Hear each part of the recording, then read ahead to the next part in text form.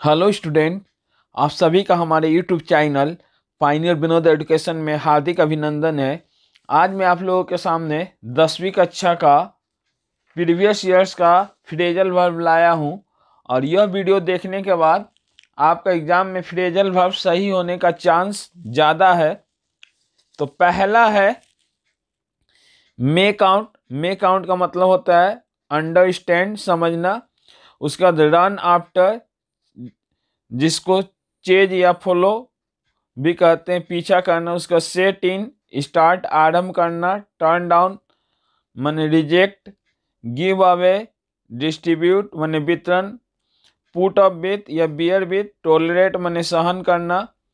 Take after, resemble. Come round, recover. Bring out, publish माने प्रकाश करना। पास अवे का मतलब होता है डाई। जो आरंभ का 20 फ्रेजल वर्ब है वो करीब प्रीवियस ईयर्स में बहुत बार आ चुका है, 4-5-6 हाली। तो आप लोग इस फ्रेजल वर्ब्स को देखिए, इसका आने का एग्जाम में ज़्यादा चांस है। इसके बाद फॉल आउट का होगा।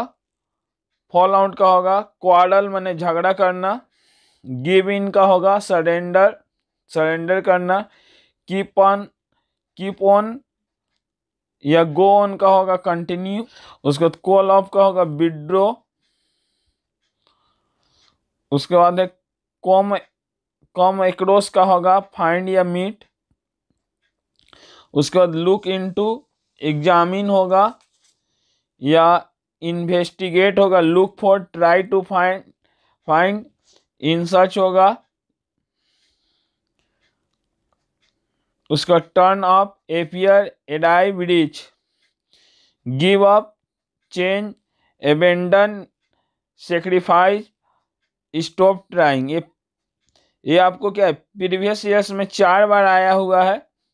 मैं प्रीवियस 15 साल में जो जो फ्रेजल वर्ब आया है उसको मैं इस वीडियो में लाया हूं और उम्मीद है कि इसी में से आपको एग्जाम में मिल जाना चाहिए। सेटअप का होगा इस्टाब्लिश्ड माने स्थापित करना।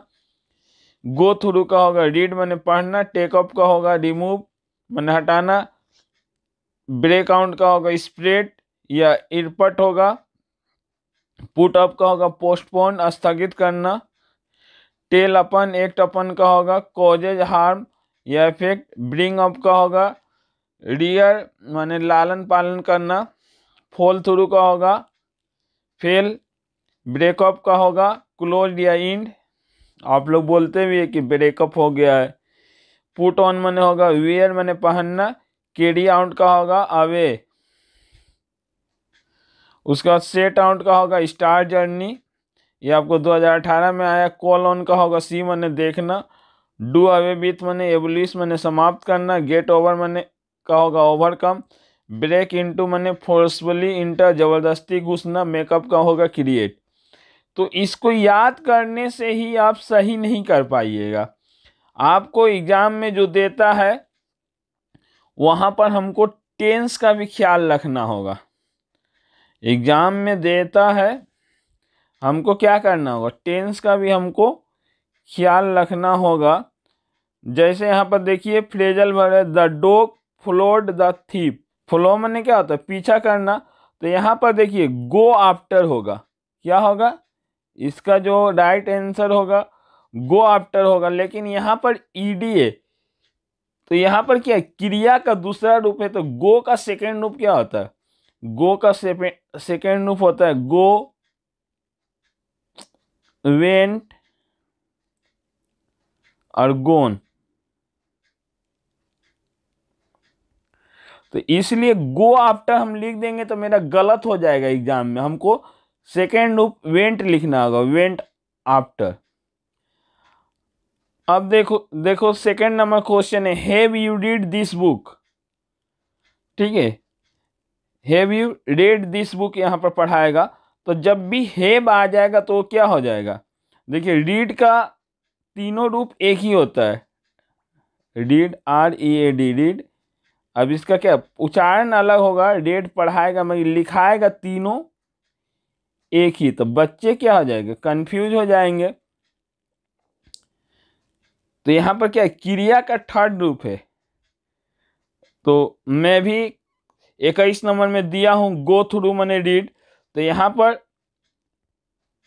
रीड क्या है, रेड है, सॉरी, क्रिया का थर्ड रूप है। कैसे हम जाने, क्योंकि यहाँ पर हैव है, तो हैव कब होता है, हैव का प्रयोग होता है क्रिया के थर्ड रूप के साथ होता है। तो इसका होगा गो थ्रू। तो गो थ्रू क्या हो जाएगा, गो का क्या हो जाएगा, गोन हो जाएगा। गो थ्रू क्या हो जाएगा आपको, गोन थ्रू हो जाएगा। The chief guest distributed the prizes. यहाँ भी क्या है, सेकेंड रूप है, सॉरी, क्रिया का। तो यहाँ भी गिव का सेकेंड रूप लिखेंगे।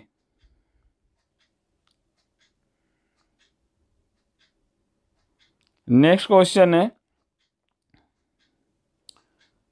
आप लोग एग्जाम में इसका ख्याल रखिएगा। The started their journey early in the morning. अब देखिए 4 दिया, make out, give up, set out. तो इसी में से हमको करना है, ठीक है। मैं हमको क्रिया का रूप ख्याल रखना है। सेकेंड नंबर है, I can not understand what you are saying. तो अंडरस्टैंड क्या है, V1 है, तो मेक आउट उसी तरह हो जाएगा, बहुत कम ही ऐसा होता है।